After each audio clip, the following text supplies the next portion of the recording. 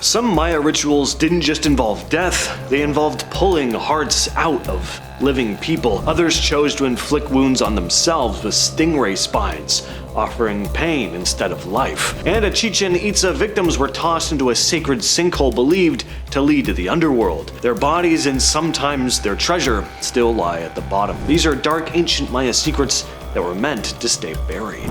The ancient Maya believed the gods needed life energy to keep the world running, and the most powerful offering was a living person. One method involved cutting the chest and removing the heart while it was still beating, some real Temple of Doom type stuff. This was done during public rituals, often at the top of pyramids with large crowds watching. It usually happened during major events like when a new ruler took power or when a new temple was finished. As for who would be sacrificed, well, it could be a captured enemy or a slave, but sometimes people volunteered. These sacrifices weren't seen as cruel or pointless. They were believed to keep the sun moving, the rain coming, keep balance in the world. It was an important practice, and to perform the ritual, you had to be a priest trained in the very specific process. But there were also gruesome rituals that didn't end in death. Maya elites were also expected to make personal offerings through self-inflicted wounds. They used sharp tools like stingray spines or obsidian blades to cut into parts of the body that would cause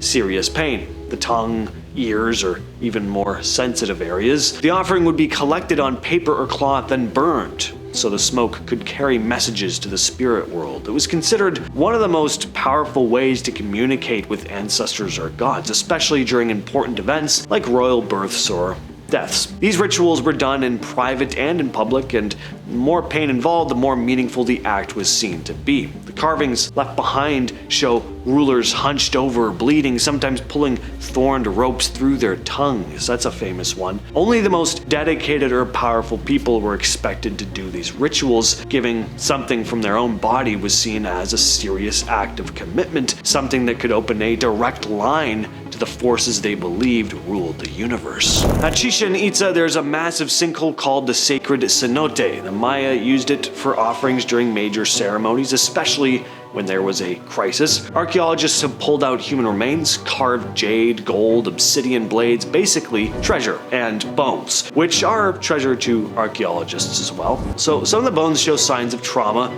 so the victims were very likely killed before being dropped in. In many cases, these were captives, enemies, and disturbingly, a lot of them were very young. The cenote was believed to connect to the underworld. So what got tossed in wasn't seen as being discarded, it was being delivered somewhere. And over time, hundreds of people may have been sacrificed this way. The water runs deep, cold, and even with modern diving equipment, parts of it haven't been fully explored. There's still stuff down there nobody's touched. If more dives go deeper, they might uncover even more evidence of how far the Maya went to please their gods. The Maya ball game was more than just a game. There was some ritual significance to it too, especially during ceremonies tied to war, leadership, or myth. You had a heavy rubber ball and stone courts with high hoops. Players could only use their hips, elbows, and knees to move the ball, no hands or feet. Carvings from sites like Chichen Itza show beheaded players with snakes or plants shooting from their necks. That wasn't artistic license. I mean, the snakes and plants coming out was, but it was part of the ceremony to sometimes have your head lobbed off. Some players were killed at the end. Maybe the losers, maybe the winners, depending on the ritual. Whoever it was, the death was planned. The game was meant to represent a battle between powerful forces, and the sacrifice was what made the whole ritual official. This wasn't something they did every day, but it happened enough to be built into the structure of the courts themselves.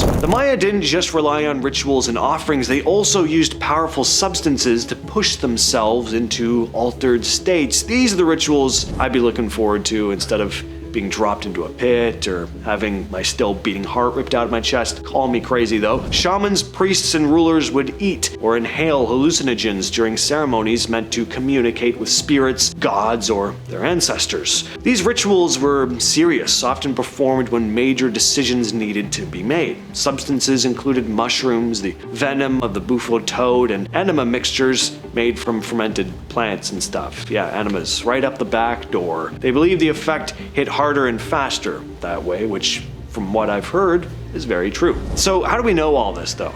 I mean, that's very specific. Well, there are murals and carvings showing participants doubled over or in trances communicating with something beyond the physical world. So after the trips were over, the visions they would report back could influence political decisions or be taken as divine orders. Some temples have hidden chambers that were probably used just for this kind of thing, separated from the public eye. The goal was to leave the body, cross into the spirit realm, and come back with the important answers you needed. Whatever they saw or heard during those trances wasn't questioned. In their world, it came straight from the gods. The Maya built their temples to track time, planets, and seasons down to the day. One of the most famous examples is El Castillo at Chichen Itza. During the equinox, the shadows along the steps create the image of a serpent slithering down the pyramid, a direct nod to the feathered serpent god Kukulkan. The steps, angles, and layout of the structure were planned to line up with the exact position of the sun to achieve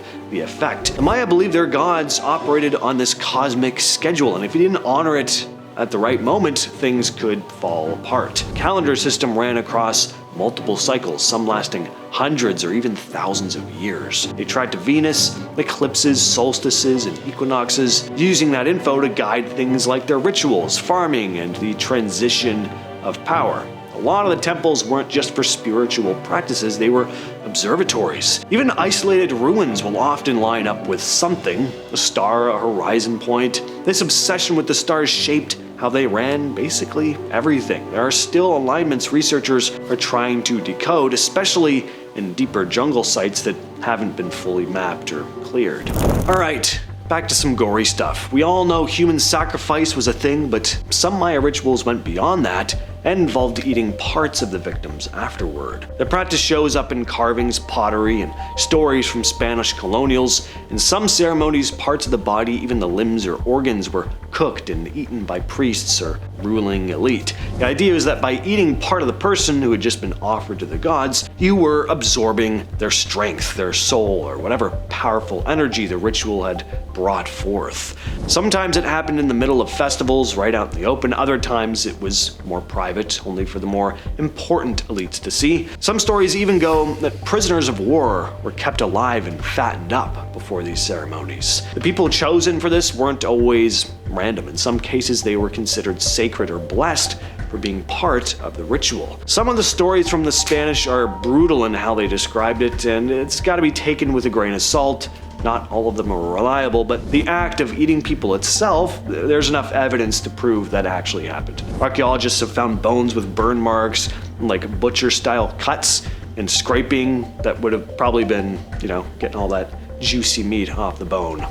In Maya society, power didn't end at death, and some unlucky people were expected to follow their rulers into the afterlife. When a high-ranking leader or noble died, they weren't always buried alone. Archaeologists have found graves where multiple people were buried alongside one main person. They were sacrificed in order to serve their master in whatever came next. At sites like Copan and Palenque, there are burial chambers where skeletons of women, children, or guards are found crammed beside a ruler, sometimes missing skulls, sometimes they're bound. The Maya believed social status and roles just continued after death, so if you were a servant in life, you'd also have your whole afterlife to look forward to doing the exact same thing. It's much like ancient Egypt in that way. Not everyone went into this willingly. Some tombs have claw marks on the walls, bodies twisted into unnatural positions like they died panicking, desperate to escape.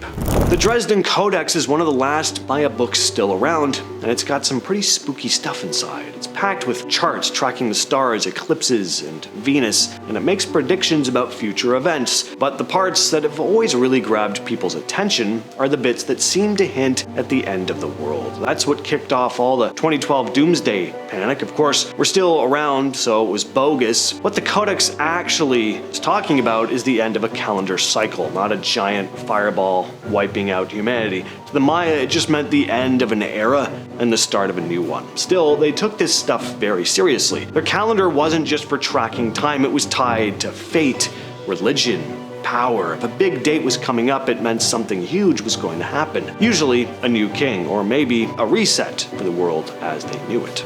The Maya didn't just build cities, they hid them as well. Deep in the jungle, places like El Mirador are still half buried under trees and vines. What we've found so far is huge pyramids and plazas, but some think we've just scratched the surface. Entire sections of these ancient cities haven't been explored yet, but not because archaeologists are avoiding them on purpose. The truth is, it's incredibly tough to reach these places. I mean, this is dense rainforest with no roads and very rough terrain. Some areas are so remote that teams need helicopters just to get close, and even then, it's a massive effort to clear enough jungle to start digging. That means there's still a ton of unanswered questions. What else could be hiding out there? Maybe more temples, maybe hidden tombs. Maybe things we can't even begin to imagine. Thanks to LiDAR scans, though, we're starting to get a better idea of what's underground, but until someone physically digs it up, these secrets are gonna stay locked away.